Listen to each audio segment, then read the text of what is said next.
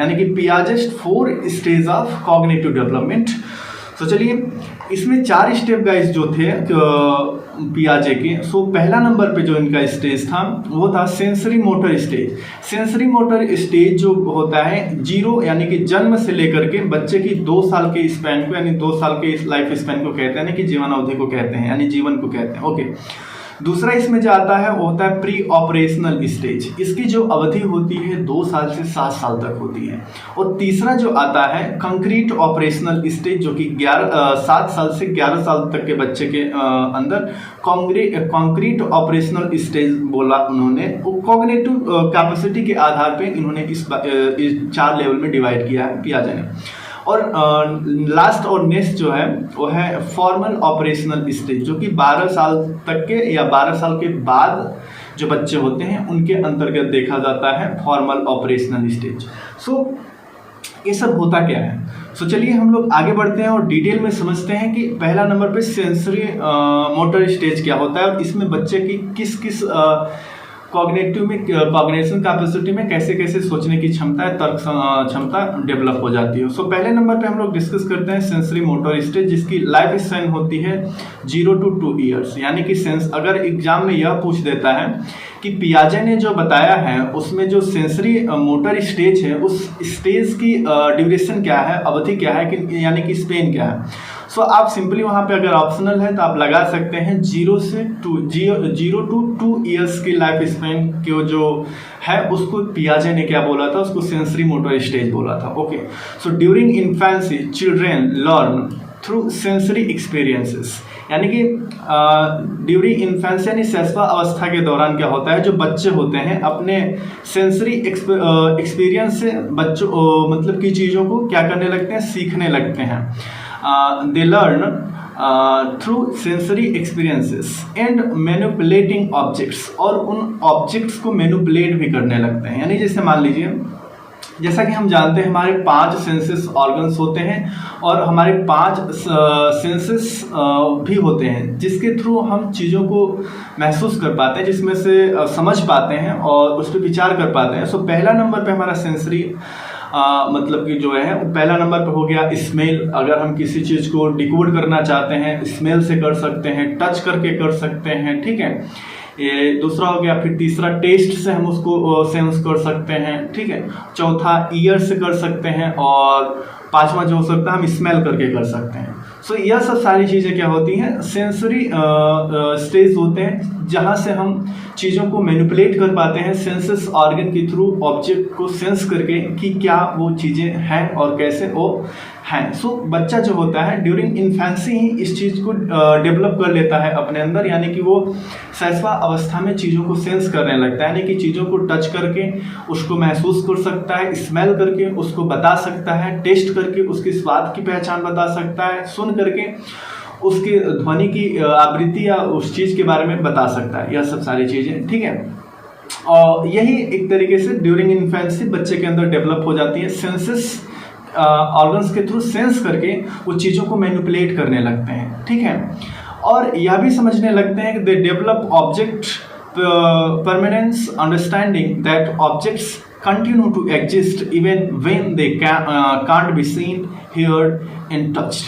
यानी कि बच्चे जो होते हैं वस्तु स्थायित्व विकसित करते हैं, ठीक है। यानी कि they develop object permanence and understanding that objects can to exist, और यह समझते हैं कि वस्तुएं तब भी मौजूद रहती हैं जब उन्हें देखा नहीं जा सकता है, ठीक है। They can't be seen, heard और टच्ड। सो ओके, इसको एक एग्जाम्पल के साथ समझे। जैसे मान लीजिए एक बच्चा जो है वो खिलौना से खेलता है, ठीक है। एक बच्चा जो है खिलौने से खेलता है और फिर जब खिलौना कंबल के नीचे छिपा दिया जाता है, शुरू में बच्चा खिलौने की तलाश नहीं करता है, ऐसा व्यवहार करता है जैसे वह गायब हो गया है, ठीक है। जैसे जैसे इस चरण के अंत में पहुंचते हैं, यानी कि बच्चा और भी थोड़ा सा मतलब टाइम को बिताता है, वह भी कंबल के नीचे खिलौने की तलाश शुरू कर देता है, जिससे उन्हें पता चलता है कि वे समझते हैं कि यह अभी भी मौजूद है, भले ही यह नज़र से ओझल है, ठीक है। यानी कि नज़र को देख नहीं सकता है, ठीक है। तो एक तरीके से क्या है, वो चीज़ों को मैनिपुलेट कर पाया, उस चीज़ को सेंस कर पाया, ठीक, कि जो ऑब्जेक्ट है वो कर्टन्स मतलब कि कंबल के नीचे है, ब्लैंकेट के नीचे है। ओके, सो इस चीज को मतलब कि ऊपर अपना एक परमानेंस डेवलप कर पाया बच्चा जो होता है। सो यह सेंसरी मोटर स्टेज में कर पाता है बच्चा। और सेंसरी मोटर स्टेज एक्चुअली में अगर देखा जाए तो 0 से 2 साल के बीच की स्टेज को कहते हैं। अब बच्चा जब आगे बढ़ता है तो उसकी कॉग्निशन कैपेसिटी और बढ़ती है और वो चीज़ों को और भी अच्छे तरीके से मैनिपुलेट कर पाता है, ठीक है। सो आगे के स्टेज को पियाजे ने बताया प्री ऑपरेशनल स्टेज। अब प्री ऑपरेशनल स्टेज में क्या होता है, उन्होंने स्टडी किया और बताया कि childrens begin to engage in symbolic play and learn to manipulate symbols. यानी कि बच्चे जो होते हैं प्रतीकात्मक खेल में शामिल होना शुरू कर देते हैं और प्रतीकों में हेरफेर करना सीखते हैं, लेकिन वे अभी तक ठोस तर्क नहीं समझ पाते हैं, यानी कि but they don't it understand concrete logic. यानी कि एक तरीके से बच्चा जो होता है इंगेज करने लगते हैं किसके ऊपर, सिंबॉलिक प्लेस के ऊपर, यानी कि सिंबल्स के थ्रू अपने लॉजिक को डेवलप करने लगते हैं, बट उसके पीछे का वो लॉजिक नहीं समझ पाते हैं और उसको अंडरस्टैंड कंक्रीट लॉजिक को नहीं समझ पाते हैं, ठीक है। They exhibit egocentric meaning they have difficulty seeing things from perspective others than their own. और इस दौरान में बच्चे जो होते हैं ईगोसेंट्रिज्म होते हैं, यानी इसका मतलब जो होता है वे अहंकारी होते हैं, ठीक है। और उन्हें चीज़ों को अपने दृष्टिकोण के अलावा अन्य दृष्टिकोण से देखने में कठिनाई होती है। यानी कि जैसे मान लीजिए बच्चे को अगर जैसे एक अपना पर्सपेक्टिव बच्चे ने डेवलप कर लिया है कि ये चीज़ें ऐसी हैं, अगर आप उसको दूसरा पर्सपेक्टिव देंगे कि नहीं ये चीज़ें ऐसे भी हो सकती हैं, तो वहाँ पे उसको हर्ट होगा, उसके ईगो को हर्ट होगा, ठीक है। सो ये सिचुएशन जो होती है ईगोसेंट्रिज्म कहलाती है, ठीक है। They also struggle with understanding conservation, यानी कि वे संरक्षण को समझने में भी संघर्ष करते हैं। That idea that quantity remain the same despite changes in shape और appearance, यानी कि यह विचार की आकार या उपस्थिति में परिवर्तन के बावजूद मात्रा समान रहती है, ठीक है। जैसे इसको एग्जाम्पल के साथ समझते हैं। एक बच्चे को पानी की 2 समान गिलास दिए जाते हैं। ओके, बच्चे को क्या दिए जाते हैं, 2 पानी के समान गिलास दिए जाते हैं। वे देखते हैं कि दोनों में पानी की मात्रा क्या है, समान है। दोनों में पानी की मात्रा क्या है, समान। They see that both have the same amount of water. जब एक गिलास पानी को एक लंबे पतले गिलास में डाला जाता है, बच्चा संभवतः कहेगा कि लंबे गिलास में पानी अधिक है।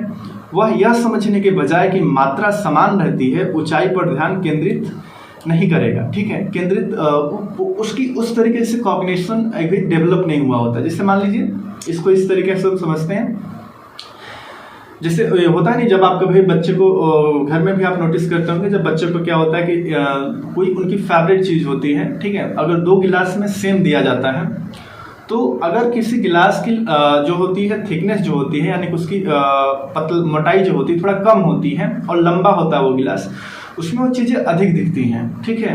और उसकी अपेक्षा जो चौड़ा गिलास है और उसमें जो उसकी क्वांटिटी है, तो बच्चा जो होगा इस चीज़ में डिफरेंस नहीं कर पाएगा, डिफ्रेंशिएट नहीं कर पाएगा कि जो दोनों में क्वांटिटी जो है वो सेम है। बजाय उसकी वो सिंबल को देखेगा कि किसमें वो सिंबल ज़्यादा है, ठीक है, किसमें वो एक तरीके से मात्रा ज़्यादा है, ठीक है। उसको इस चीज़ को समझ पाएगा, चूँकि थिनेस्ट जो ग्लास है उसमें मात्रा ज़्यादा दिखेगी सिंबल के तौर पे, अगर उसको एक तरीके से समान रखा जाएगा। अगर चौड़े गिलास में इतना उसका लेवल आ रहा है, तो पतले गिलास में क्या होगा, इतना लेवल आएगा।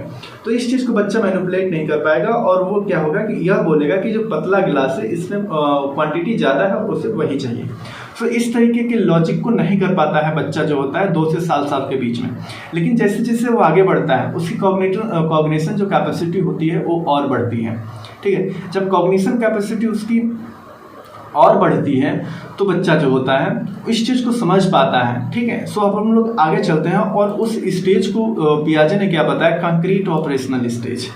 ओके, इस स्टेज को कंक्रीट ऑपरेशनल स्टेज बताया, जिन्होंने इसकी जो स्पैन दिया 7 से 11 साल तक, यानी 7 to 11 years. Childrens start to think logically, यानी कि जो बच्चे होते हैं एकदम लॉजिकली सोचने लगते हैं, शुरू कर देते हैं अबाउट कंक्रीट इवेंट्स, यानी कि बच्चे ठोस घटनाओं के बारे में तार्किक रूप से सोचना शुरू कर देते हैं।